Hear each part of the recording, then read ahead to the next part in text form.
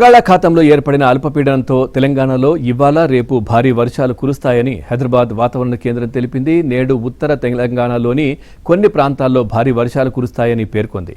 ఆసిఫాబాద్, మంచిర్యాల, కరీంనగర్, పెద్దపల్లి, జయశంకర్, భూపాలపల్లి జిల్లాల్లో భారీ నుంచి అతి భారీ వర్షాలు కురిసే అవకాశం ఉందని తెలిపింది. ఈ జిల్లాలకు రెడ్ అలర్ట్ జారీ చేసింది. మిగతా జిల్లాల్లో తేలికపాటి నుంచి భారీ వర్షాలు పడతాయని పేర్కొంది.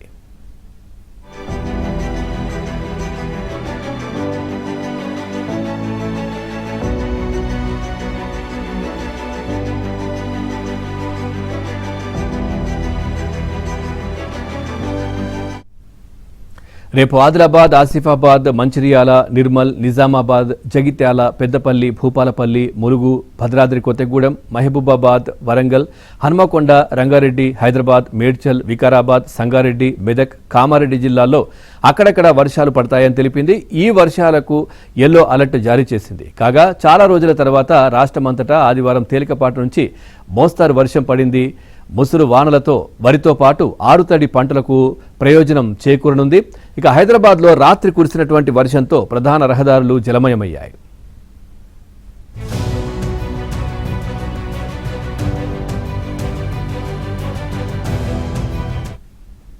శ్రీశైలం జలాశయంలోకి వరద ప్రవాహం స్వల్పంగా కొనసాగుతోంది. జూరాల ప్రాజెక్టు నుంచి 54,865 క్యూసెక్కులు విడుదల కాగా సాయంత్రానికి శ్రీశైలం డ్యాంకు 25,260 క్యూసెక్కులు చేరినట్లు జలవనరుల శాఖ అధికారులు తెలిపారు. ప్రాజెక్టు గరిష్ట సామర్థ్యం 215 టీఎంసీలకు గాను ప్రస్తుతం 168 టీఎంసీలున్నాయి.